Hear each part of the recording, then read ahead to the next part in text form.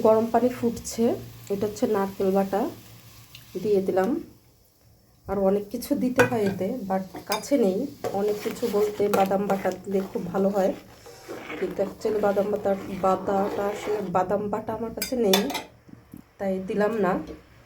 এটা একটু ফুটে উঠলেই চাউলের গুঁড়ো দিয়ে এটাকে ভালো করে সেদ্ধ করা হবে। ফুটার অপেক্ষা করতে ইচ্ছা করতেছে না, আমি দিই বিসমিল্লাহ।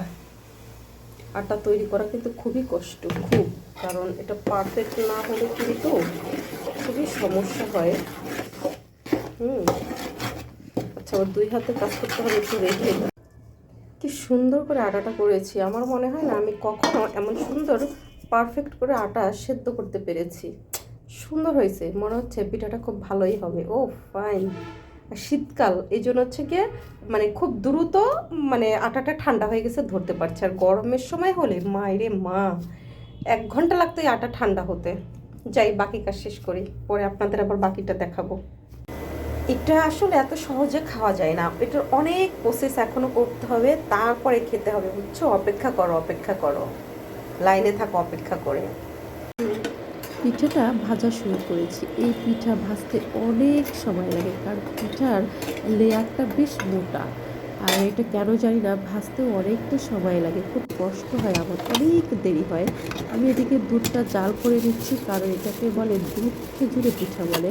তাই প্রচুর দুধ লাগে, এত দুধ লাগে মানে বলার মধ্যে, যে যত দুধ দিবেন তত মিষ্টি। কথা আছে না কি যেন, যত দুধ তত মিষ্টি, এরকম আর কি। যত দুধ দিয়ে আপনি পিঠাটা তৈরি করতে পারবেন ততই মজা হয়। এই যে দেখেন, অরিজিনাল দুধটা হচ্ছে এখানে আমি অনেক দুধ জাল করে নিয়েছি।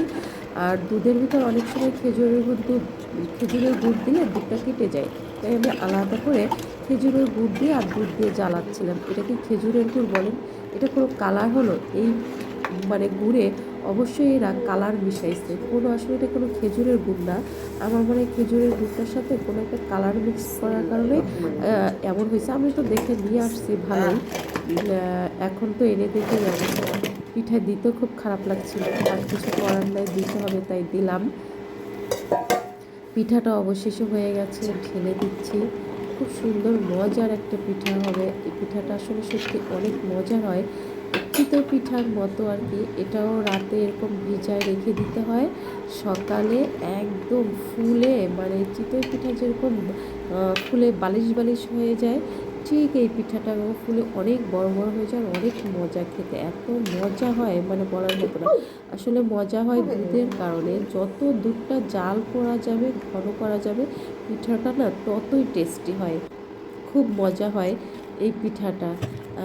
কারা কারা করতে পারেন জানি না। আমি অবশ্যই পিঠাটা কীভাবে যে শিখেছিলাম তাও মনে নেই, অনেক আগে শিখেছিলাম। বছরে একবার হলেও পিঠাটা করি, কারণ এই পিঠাটা সবাই খুব পছন্দ করে, সবাই খুব পছন্দ করে পিঠাটা খেতে, তাই এই পিঠাটাকে মাঝে মধ্যেই করা হয়। শীতে একবার হলেও অবশ্যই করি।